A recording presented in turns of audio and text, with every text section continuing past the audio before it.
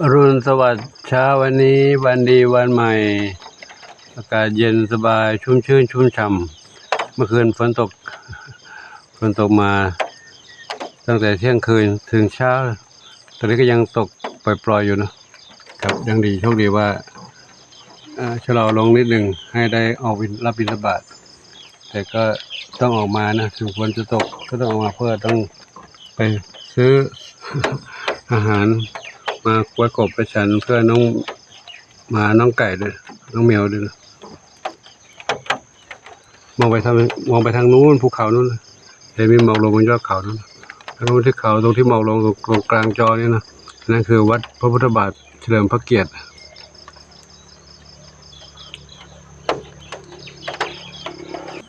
หรือวัดพระพุทธบาทสุทธาวาสวัดเจดีย์ลอยฟ้าในอำเภอยะห่มมีที่เดียวอย่างนี้นะเข้าไปค้นหาดูข้อมูลได้ครับฝนตกลงมาก็ทำให้ท้องทุ่งนามีความชื้นขึ้นมาบ้างเนาะเนื่องจากฝนไม่ตกมาหลายวันนี่กำลังตกมาถึงแม้ว่าตกมาไม่มากก็ยังดีกว่าไม่ตกเลยนะทำให้นาได้มีน้ำหล่อเลี้ยงต้นข้าวต้นกล้ามีนกอยู่ในนั้นวิ่งจุดนกคือธรรมชาติเนาะทุกอย่างในธรรมชาติล้วนอาศัยซึ่งกันและกันเข้ามาในวัดก็ร่มรื่นชุ่มชื่นร่มเย็น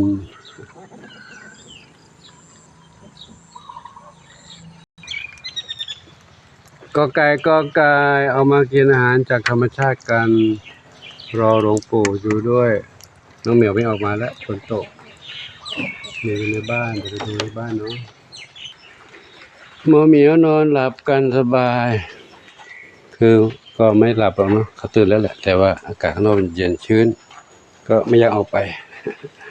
นั่งอยู่ในบ้านรอหลวงปู่ดีกว่าไม่ต้องออกไปรับเอาเนาะหลวงปู่เข้าใจอยู่จ้าเข้าใจอยู่จินตลา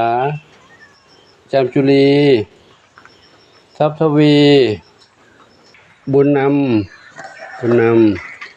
นวรัตน์เราในกล่องนวรัตน์กับบุญนำเข้าด้วยกันได้ดีเป็นเพื่อนกันดีนะอยู่ด้วยกันตรงนี้นี่ใครอยู่ตรงนี้ใครอยู่ตรงนี้น้องเล็กสีหน้าส้มน้องเล็กอยู่เนาะข้างบนนั้นก็สีเหมือนกันนอนอยู่บนนี้สีอะไรลูกสีแว่นดำอยู่ตรงนั้นนะอาหารให้ว่ากินหมดไหมกำลังกินอยู่ก็มีนี่ส้มท้องอ่อนกินอาหารอยู่นะก่อนหลวงปู่เอาบิณฑบาตจะเอาอาหารใส่ภาชนะไว้ให้เขากินใครอยู่นี่นอนหลับอยู่นี่ใครเอ่ยชอบปากกานอนอยู่บนนี้ชอบปากกาใครอยู่นี่ไป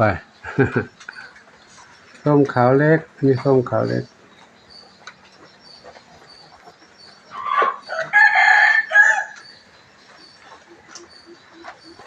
ฝนตกปกแป๊กยังเปียกอยู่เดี๋ยวไปดูน้องหมาน้อยก่อนหมาน้อยหลับเงียบเลยหลับเงียบหลับสบายเลยหมาน้อยหลับสบายไม่หลับแล้วนั่งรอหลวงปู่ขุดอุโมงค์อยู่ตรงนั้นนะในอุโมงค์เก่งนะขุดอุโมงค์ได้เลยขุดอุโมงค์นอนในนั้นกันไม่ต้องออกมาลูกไม่ต้องมาเดี๋ยวปู่อาหารมาให้กินเปียกอยู่เนาะนั่งอยู่นั่นแหละต้องมาต้อนรับเลยเปียกอยู่ฝนตกเปียกอยู่นั่งอยู่ในบ้านนั่นแหละไม่ต้องออกมาเปียกนะเลยปู่ไปดูน้องเหมียวในบ้านใหญ่ก่อนเนาะเข้ามาในบ้านใหญ่แล้วพบน้องอะไรลูกน้องขวัญจิตขวัญจิตอันนี้มีสุกขาวเทาดำสนิทขาวเทาดำสนิทส้มขาวใหญ่ชวนฝันใหญ่หนึ่งเดียวนี่ใครเพชรดำน้อย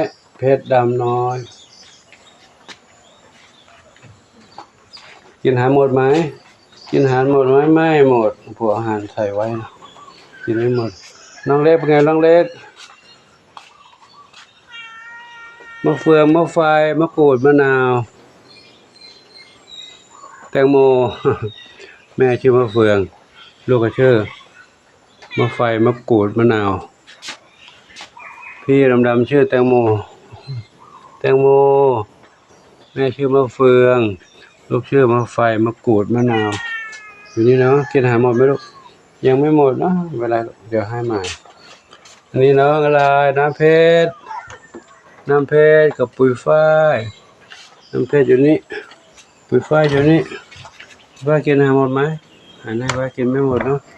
นี่น้องใครมานี่ใครเจดีเดินมานี่ละ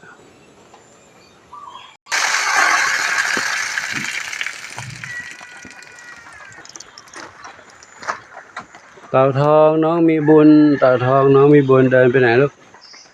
เดินออกกำลังกายเหรอเต่าทองน้องมีบุญเดินออกกำลังกายฝนตกพรำๆสบายๆนะอากาศเย็นดีก็ระวังสองอย่างระวังงูเหลือมกับระวังเป็นหวัด เป็นหวัดสุขภาพไม่ดีเป็นหวัดได้นะมาทางนี้อีกเรื่องนี่เลยพี่น้องอะไรสุพรรณษ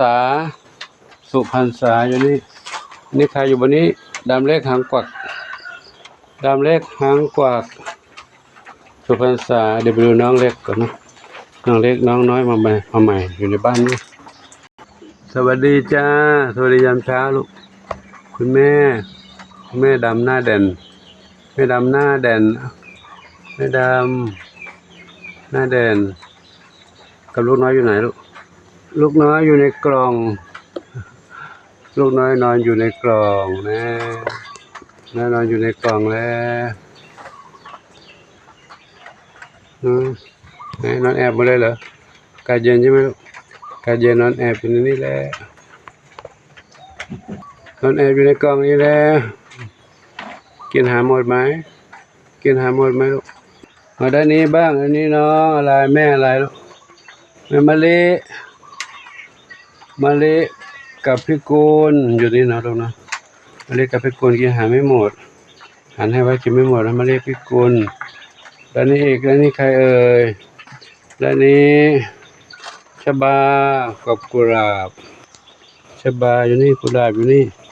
ชบากุหลาบชบากุหลาบชบากุหลาบเดี๋ยวค่อยออกมาเนาะฝนตกเปียกอยู่นะลูกเนาะบ้านกันเดี๋ยววันนี้ปู่มาเก็บกวาดบ้านเราจะพาให้หนูออกเดินเล่นเนาะเอาเพื่อน